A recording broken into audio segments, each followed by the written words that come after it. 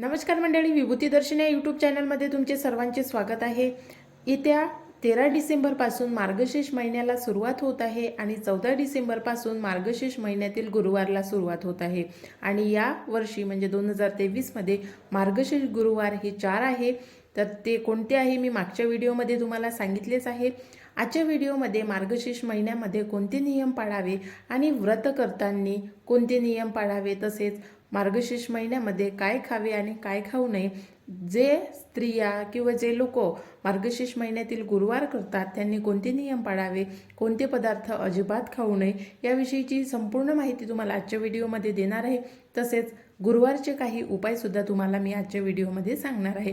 त्यामुळे व्हिडिओ शेवटपर्यंत बघा आणि मार्गशीर्ष महिन्यातील गुरुवारच्या लक्ष्मीपूजनाबद्दलची माहिती सुद्धा तुम्हाला आजच्या व्हिडिओमध्ये देणार आहे। त्यामुळे व्हिडिओ पूर्ण बघा आणि जर तुम्हाला काही प्रश्न पडले असतील तर ते तुम्ही मला कमेंट्स करून विचारू शकता। चला तर व्हिडिओला सुरुवात करू। आपण धनप्राप्तीसाठी किंवा घरात सुखशांतीसाठी किंवा आपल्या मुलबाळांना नोकरी प्राप्त व्हावी किंवा इतर कोणत्याही कारणासाठी आपण वैभवलक्ष्मी तसेच संतोषी मातेचे पूजन करत असतो आणि व्रत ठेवत असतो। त्याचप्रमाणे गुरुवारी माता महालक्ष्मीचं व्रत केले जाते आणि देवी महालक्ष्मी प्रसन्न व्हावी यासाठी हे व्रत असते। आणि हे गुरुवारचे व्रत आपण मार्गशीर्ष महिन्यामध्ये करत असतो। देवीचे व्रत आपण 11 आठवडे किंवा 21 आठवडे किंवा मग 51 आपल्या इच्छेनुसार आपली जेवढी इच्छा असेल तर त्यानुसार आपण हे व्रत ठेवतो। तसेच आपल्याला मार्गशीर्ष महिन्यामध्ये गुरुवार, तर मार्गशीर्ष महिन्यामध्ये 4 गुरुवार येतील किंवा 5 गुरुवार येतील, तर यावर्षी मार्गशीर्ष महिन्यामध्ये 4 गुरुवार आले आहे। तर या 4 गुरुवारी आपल्याला महालक्ष्मीचं व्रत करायचं आहे। व्रताचे नियम ज्याप्रमाणे शुक्रवारचे नियम आहेत त्याचप्रमाणे आहे, तुम्हाला व्हिडिओमध्ये दिसलेच असेल। तर त्यामध्ये आणखी काही नियम आहेत, जे नियम आपल्याला गुरुवारी महालक्ष्मीच्या व्रताच्या वेळी करायचे आहे। सर्वात पहिले आपण महालक्ष्मीचे व्रत हे गुरुवारी करतो, त्यामुळे सर्व स्त्री पुरुष कुमारिका तसेच मुलं सुद्धा हे व्रत करू शकतात। आणि या दिवशी काय करावं म्हणजे गुरुवारी आणि तसेही मार्गशीर्ष महिन्यामध्ये आपण रोज सकाळी उठून स्नान वगैरे करू शकत नाही। याचा अर्थ असा की प्रत्येक व्यक्ती करू शकत नाही, पण आपण जर एखादी इच्छा मनात धरली तर मग ती गोष्ट आपण रोज करू शकतो।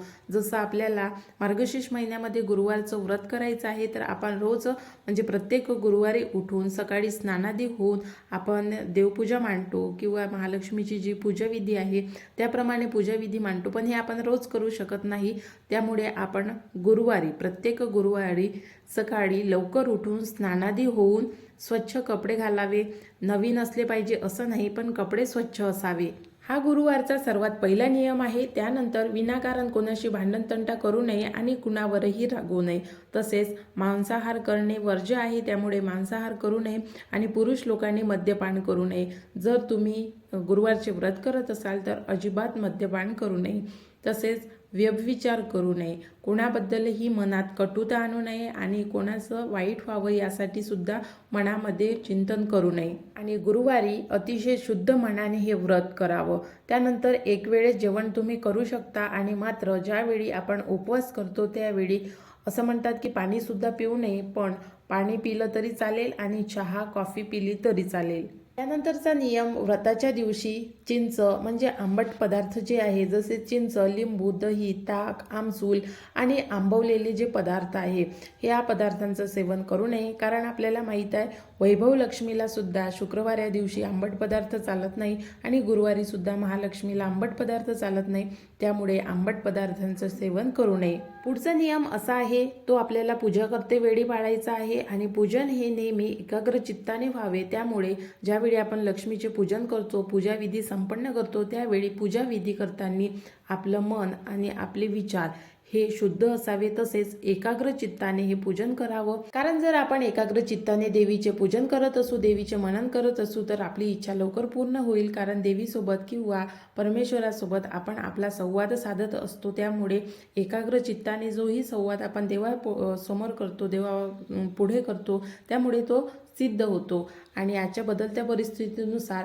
एकाग्र चित्त होणे किंवा एकाग्रता लागणे हे खूप कठीण गोष्ट झालेली आहे। म्हणून देवपूजा करते वेळी आपण आपल्या आजूबाजूला मोबाईल वगैरे कोणतीही गोष्ट ठेवू नये आणि तुम्हाला 1 तास लागेल, 2 तास लागेल, यानुसार आपल्याला दिमागाला, आपल्या माइंडला आधी सांगून ठेवावं की मला 1 तास देवीचे पूजन करायचे आहे, मला 2 तास देवीचे पूजन करायचे आहे.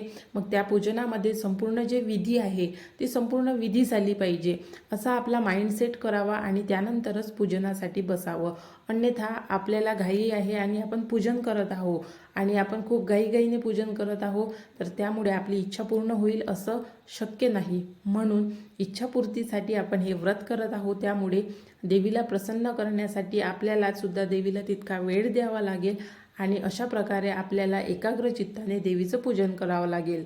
म्हणून ही जी पूजाविधी आहे याला वेळ लागते, तर ही पूजाविधी संपन्न होईपर्यंत आपलं चित्त एकाग्र होते आणि त्यामुळे ज्यावेळी आपण देवीची आरती, देवीचा मंत्र, देवीची कथा वाचन करतो तोपर्यंत आपण देवीसोबत समरस होतो आणि आपण देवीला आपली जी इच्छा असेल ते सांगून देवीला प्रार्थना करतो आणि आपली इच्छा पूर्ण करण्यासाठी सुद्धा मग देवी आपल्याला मदत करते. तर हा सर्वात भारी नियम आहे आणि हा नियम प्रत्येकाच्याने होईल असं नाही, कारण आजच्या धावपळीच्या जीवनामध्ये प्रत्येकाकडे वेळेचा अभाव आहे, त्यामुळे वेळ काढून देवीचे पूजन करावे.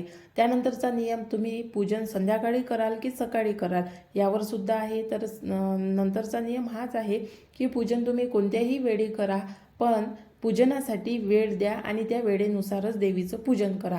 कारण मार्गशीर्ष महिन्यामध्ये जे गुरुवार आपण करतो ते वर्षातून एकदा येतात आणि जर तुम्ही कोणतेही शुक्रवार करत असाल किंवा गुरुवार करत असाल, लोक श्री स्वामी समर्थांचे गुरुवार करतात पण अतिशय मनोभावाने करतात, त्याच प्रकारे आपल्याला हे गुरुवारसुद्धा देवीचे तितकेच मनोभावाने करायचे आहे. त्यानंतरचा नियम असा आहे की ज्यावेळी आपण देवीचे पूजन करतो तर देवीच्या पूजनामध्ये गोड फुटाणे अवश्य असावे, की इतर पदार्थापेक्षा देवीला गोड फुटाण्याचा नैवेद्य किंवा गोड फुटाण्याचा प्रसाद जास्त आवडतो, त्यामुळे पूजनामध्ये गोड फुटाण्याचा नैवेद्य किंवा प्रसाद नक्की ठेवावा.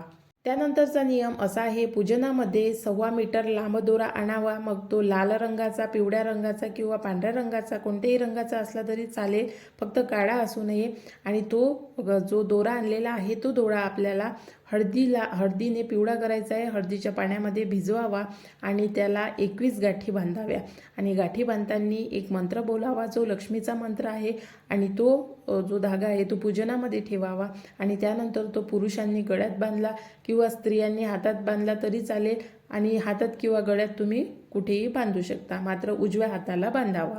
पूजनाचा सर्वात महत्त्वाचा नियम म्हणजे संपूर्ण जे ही पूजाविधी आहे ते शास्त्रोक्त पद्धतीने असावी. मग ते अभिषेकापासून असो किंवा पूजा मांडणीपासून असो, कथा वाचन, मंत्र, तसाच लक्ष्मीची इतर कोणतीही तुम्ही जर सेवा करत असाल तर ती सेवा, नैवेद्य, प्रसाद आणि 4 आठवडे हे पूजन करायचं आहे. तर 4 आठवड्यामध्ये तुम्ही कोणता नैवेद्य दाखवाल यापासून सर्व तयारी आजपासूनच करून घ्यावी आणि त्यानंतरच व्रताला सुरुवात करावी. आणि ज्या दिवशी आपण हे व्रत करतो, लक्ष्मीचे व्रत करतो, त्या दिवशी लाल रंगाचे, हिरव्या रंगाचे किंवा पांढऱ्या आणि पिवळ्या रंगाचे या चार रंगाचे जर तुम्ही कपडे अंगावर परिधान करून लक्ष्मीचं पूजन करत असाल तर अतिशय उत्तम आहे. आणि नाही तर तुमच्याकडे कोणतेही रंगाचे कपडे असेल, फक्त काळा रंग सोडून तरी चालेल. पण हे जे 4 रंग सांगितलेले आहे हे रंग अतिशय आपल्याला आत्मिक सुख देतात, यामुळे या रंगाचे कपडे घालून तुम्ही देवीचं पूजन करू शकता. त्यानंतरची जी गोष्ट आहे ती नियमामध्ये मोडणार नाही, पण देवीला हरभऱ्याच्या भाजीचं नैवेद्य अवश्य दाखवावा, कारण देवीला हरभरा किंवा चणे अतिशय प्रिय आहे. त्यामुळे हिवाळ्यामध्ये हरभऱ्याची भाजी येते, म्हणून देवीला हरभऱ्याच्या भाजीचा नैवेद्य अवश्य दाखवावा.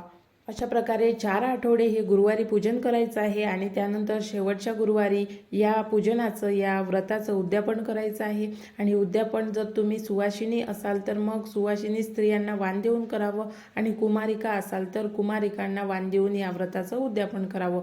पुरुषांनी काय करावं तर पुरुषांनी माता लक्ष्मीची, महालक्ष्मीची व्रतपुस्तिका देऊन, स्त्रियासुद्धा देऊ शकतात, ही व्रतपुस्तिका देऊन पुरुषांनी व्रताचं उद्यापन करावं.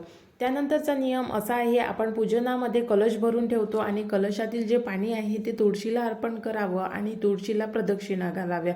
तसेही रोज सकाळी तुळशीचं पूजन करावं. आंघोळ झाल्यावर मात्र तुळशीचं पूजन अवश्य करावं आणि तुळशीचं निदान रोज 5 किंवा 7 प्रदक्षिणा अवश्य माराव्या. तुळशी आपल्याला पॉझिटिव्ह एनर्जी देते, त्यामुळे ही एनर्जी आपण तुळशीला प्रदक्षिणा घालून किंवा तुळशीचं पूजन करून प्राप्त करू शकतो. म्हणून तुळशीचं रोज आंघोळ झाल्यानंतर पूजन करावं.